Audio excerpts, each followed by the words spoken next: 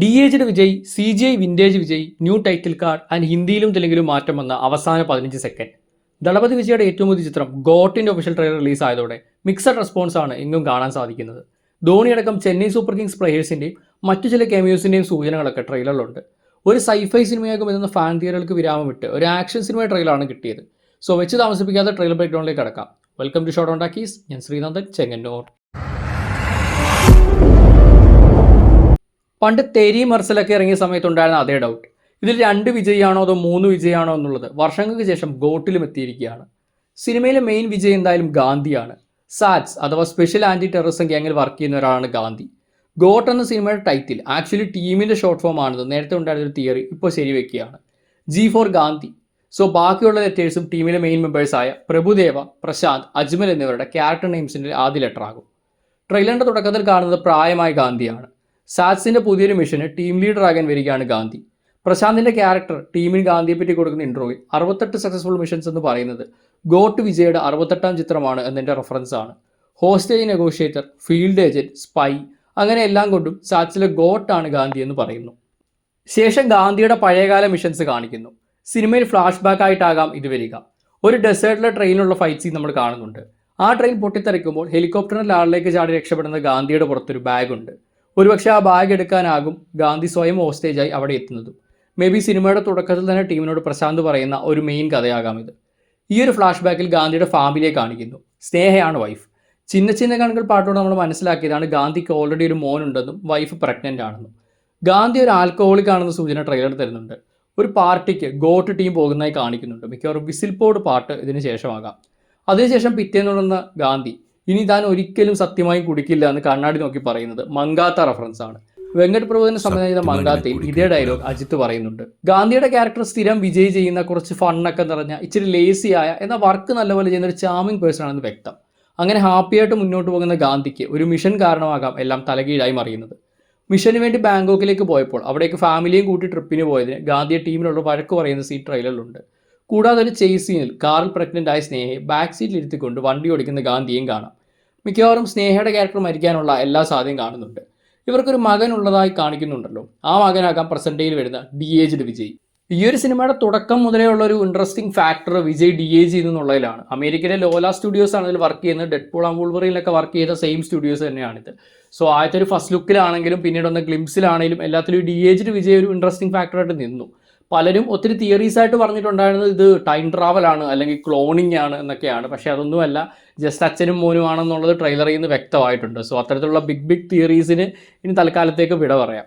First look പോസ്റ്ററിലും ഗ്ലിംസിലും ഒന്നും അത്ര വലിയ കുഴപ്പമില്ലാതിരുന്നൊരു ഡി-ഏജിങ് ആയിരുന്നെങ്കിലും സ്പാർക്ക് സോങ് വന്നതോടുകൂടി ഈ ഒരു ഡി-ഏജിങ് വിജയ്ക്ക് നല്ല രീതിയിൽ തന്നെ ട്രോൾസ് വരികയും ട്രോളുകളുടെ ഒരു പെരുമഴ എന്നൊക്കെ തന്നെ വേണമെങ്കിൽ പറയാം. അതിനുശേഷം എന്തായാലും ക്രിറ്റിസിസം ഒക്കെ ഉൾക്കൊണ്ട് സ്ലൈറ്റ്ലി ബെറ്റർ ആയിട്ടുള്ളൊരു ഡി-ഏജ്ഡ് വിജയാണ് നമുക്ക് ട്രെയിലറിൽ കാണാൻ സാധിക്കുന്നത്. പടം വരുമ്പോൾ കുറച്ചുകൂടെ ബെറ്റർ ആക്കുമെന്ന് പ്രതീക്ഷിക്കുന്നു. സോ ബേസിക്കലി ഇവർ അച്ഛനും മോനുമാണ്. അച്ഛൻ എന്ന് പറയുന്നത് പറഞ്ഞല്ലോ സാറ്റ്സ് എന്ന ആൻറ്റി ടെററിസ്റ്റ് ഓർഗനൈസേഷന് വേണ്ടി വർക്ക് ചെയ്യുന്ന ആളാണ്. പക്ഷേ മകൻ ടെററിസം സൈഡിലേക്ക് പോകുന്നു എന്നുള്ളൊരു സൂചന പലയിടത്തായിട്ട് നമുക്ക് കിട്ടുന്നുണ്ട്. അപ്പോൾ ഈ സിനിമയിലെ മെയിൻ വില്ലനായിട്ട് വരാൻ പോകുന്നത് കന്നഡ ആക്ടർ മോഹൻ ചെയ്യുന്ന ക്യാരക്ടറാണ്. ഇപ്പോൾ മോഹൻ്റെ ആണെങ്കിലും ഈ യങ് വിജയുടെ ആണെങ്കിലും പേരൊന്നും നമുക്കിതുവരെ കിട്ടിയിട്ടില്ല. ആകെ ഗാന്ധിയുടെ മാത്രമാണ് ഇതിനകത്ത് നെയിം ഡ്രോപ്പ് വരുന്നത്. മോഹൻ്റെ ക്യാരക്ടർ പറയുന്നത് താൻ അനുഭവിച്ച വേദന ഗാന്ധിയും അനുഭവിക്കണമെന്നാണ്. മാത്രമല്ല ഒരു കത്തിക്കരിഞ്ഞ് കൈ കാണാൻ പറ്റുന്നുണ്ട്. മിക്കവാറും മോഹൻ്റെ ആയിരിക്കാം. ചുറ്റും തീയൊക്കെ കാണുന്നു. ദെൻ മോഹൻ്റെ ക്യാരക്ടറിനെ കാണിക്കുമ്പോൾ പുള്ളി മുഖത്ത് ബാൻഡേജൊക്കെ ഒട്ടിച്ചൊരു ഹോസ്പിറ്റലിൽ ഇരിക്കുന്ന പോലെയാണ് കാണാൻ സാധിക്കുന്നത്. അപ്പോൾ എനിക്ക് തോന്നുന്നൊരു തിയറി ഇതാണ്, ബാങ്കോക്കിലോട്ട് പോകുന്നത് മോഹനെ തേടിയുള്ളൊരു മിഷന് വേണ്ടിയിട്ടാണ്. അതിൻ്റെ കൂടെ ഒരു ഫാമിലി ഹോളിഡേ പോലെ ഫാമിലിയും കൂടെ കൂട്ടുന്നു. പക്ഷേ ഒരു ആക്സിഡൻറ്റ് ഒരു പക്ഷേ സ്നേഹമായിരിക്കുമായിരിക്കാം. പക്ഷേ ഈ മോഹനെ ഇവർ ആക്ച്വലി കണ്ടെത്തുക, ഗാന്ധി കണ്ടെത്തുക മോഹൻ്റെ മകൻ്റെ കയ്യിൽ നിന്ന് ഇൻ്റലോ ഇൻഫോയൊക്കെ എടുത്തിട്ടായിരിക്കാം. അപ്പോൾ സ്വന്തം മകനാൽ തന്നെ ചതിക്കപ്പെട്ട ഒരവസ്ഥ ഉണ്ടല്ലോ, ആ ഒരവസ്ഥ ഗാന്ധിക്കും വരണം എന്നാകാം മോഹൻ ആഗ്രഹിക്കുന്നത്. അപ്പോൾ അങ്ങനെ ഒരു റിവെഞ്ചിന് വേണ്ടിയിട്ടാകാം ഡി-ഏജ്ഡ് വിജയ് അഥവാ ഗാന്ധിയുടെ മകനെ ടെററിസ്റ്റിലേക്ക് കൊണ്ടുവരുന്നത്. സോ നമ്മൾ ഒരുപാട് ഷോട്ട് കണ്ടാൽ മനസ്സിലാവും വിജയുടെ മകൻ ആ ഒരു ഡി-ഏജ്ഡ് വിജയ് നേരെ തലതിരിഞ്ഞ് ടെററിസത്തിന് സപ്പോർട്ടാണെന്നുള്ളത്. ആ ഒരു സ്റ്റേഡിയത്തിൽ ബോംബ് വെക്കാനൊക്കെ പോകുന്ന സീൻസൊക്കെ കാണാം. പക്ഷേ വെങ്കട് പ്രഭു ആയതുകൊണ്ട് തന്നെ ട്രെയിലർ കണ്ടിട്ട് നമുക്ക് ഫുള്ളായിട്ടൊന്നും വിശ്വസിക്കാൻ പറ്റത്തില്ല. ചിലപ്പോൾ പല സീൻസും ഡിഫറൻ്റ് ആയിട്ടാകും ഇൻ്റർപ്രറ്റ് ചെയ്യുക.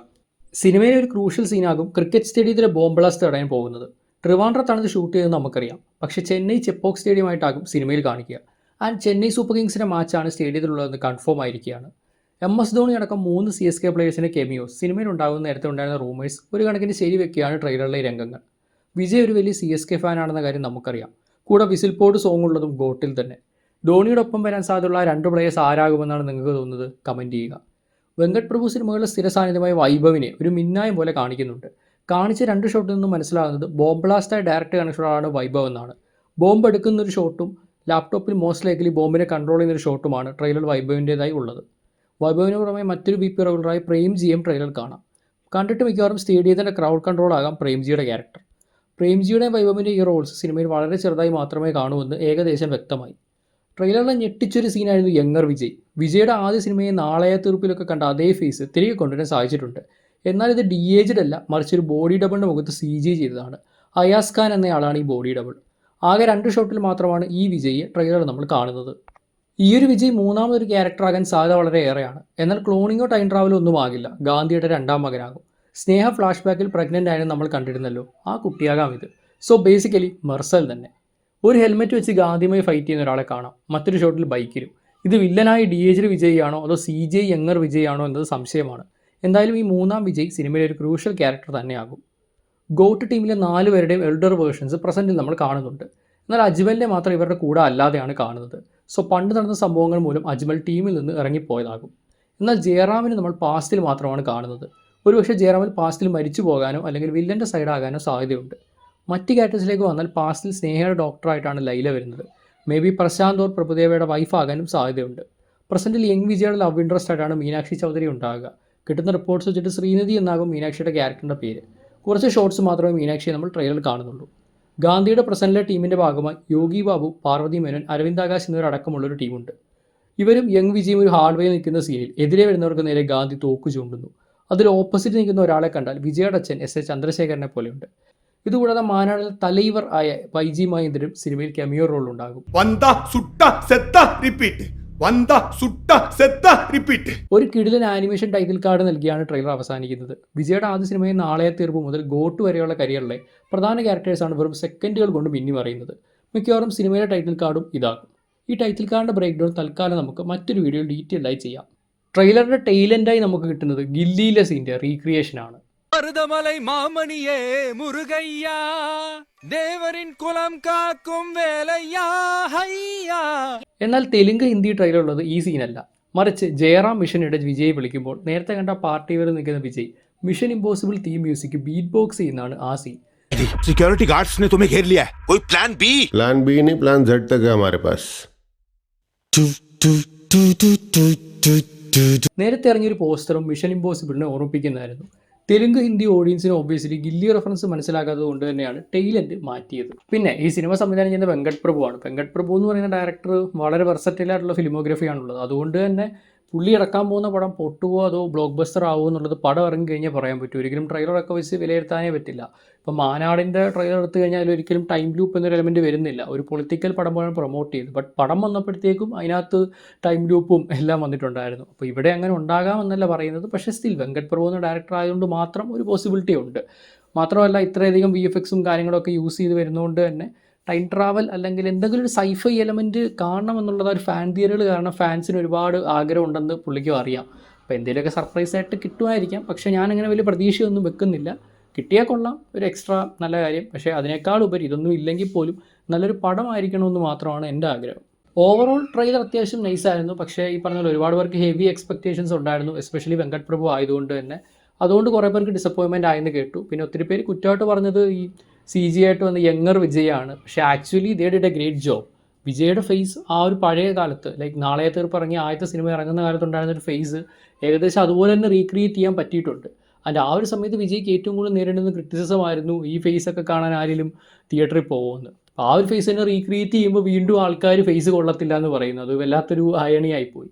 എന്തായാലും ആ ഒരു ടെക്നിക്കൽ സൈഡ് അത്യാവശ്യം നന്നായിട്ട് ചെയ്തിട്ടുണ്ട്. നേരത്തെ പറഞ്ഞ ഇടയ്ക്ക് വന്ന ഒരു ടോണി സ്റ്റാർക്ക് ടൈപ്പ് വരുന്ന വിജയ് കുറച്ച് ബോറായിരുന്നു. സ്പാർക്കിലൊക്കെ കുറച്ചല്ല, അത്യാവശ്യം നല്ലപോലെ ബോറായിരുന്നു. പക്ഷേ ഇപ്പം വന്നപ്പോൾ അത് നല്ലപോലെ ഇമ്പ്രൂവ് ആക്കിയിട്ടുണ്ട്. അപ്പോൾ തിയേറ്ററിലോട്ട് വരുമ്പോൾ കുറച്ചുകൂടെ നല്ല രീതിയിൽ VFXും CG ഒക്കെ ഇമ്പ്രൂവ് ആക്കി ഇതിലും ഒരു ബെറ്റർ എക്സ്പീരിയൻസ് ആയിരിക്കും കിട്ടുക എന്ന് പ്രതീക്ഷിക്കുന്നു. അപ്പോൾ കുറേ കാലമായിട്ട് നമ്മുടെ ചാനലൊരു ബ്രേക്ക് പോലെ ആയിരുന്നു. കാരണം കുറേ തിരക്കുകളൊക്കെ ഉള്ളതുകൊണ്ട് തന്നെ ഓണായും ഓഫായും ഒക്കെ കിടക്കുമായിരുന്നു നമ്മുടെ ചാനൽ. ഇപ്പോൾ എന്തായാലും ഇനി അങ്ങോട്ട് റെഗുലറായിട്ട് വീഡിയോസ് ഉണ്ടാകും. എസ്പെഷ്യലി നമ്മൾ നേരത്തെ ഈ ഒരു വീഡിയോ തന്നെ പറഞ്ഞ ആ ഒരു ഗോട്ടിൻ്റെ വിജയുടെ ടൈറ്റിൽ കാർഡിൽ വന്ന ആ ഒരു കരിയറിലെ ക്യാരക്ടേഴ്സ് ഏതൊക്കെയാണെന്നുള്ള ഡീറ്റെയിൽഡ് ബ്രേക്ക് ഡൗൺ വീഡിയോ അതേപോലെ ബാക്കിയുള്ള മൂവി സീരീസിലുള്ള വീഡിയോസ് നമ്മുടെ ചാനൽ ചെയ്യുന്നുണ്ട്. എസ്പെഷ്യലി ഇനി അങ്ങോട്ട് ഇന്ത്യൻ കണ്ടൻസ് ആയിരിക്കും നമ്മൾ കൂടുതൽ ഫോക്കസ് ചെയ്യുക. അപ്പോൾ ഇത്തരത്തിലുള്ള കണ്ടൻസ് ഇഷ്ടപ്പെടുന്നവരാണ് നിങ്ങളെങ്കിൽ തീർച്ചയായും ചാനൽ ഇഷ്ടപ്പെട്ട് സബ്സ്ക്രൈബ് ചെയ്യുക. ഞങ്ങളുടെ ഇൻസ്റ്റാഗ്രാം പേജ് ഉണ്ട്, അതുകൊണ്ട് ഫോളോ ചെയ്തേക്കുക. അപ്പോൾ ഇനി മറ്റൊരു കണ്ടുപിടുന്നവരായിരിക്കും. This is Ranjan Kannur signing off from Showdown talkies.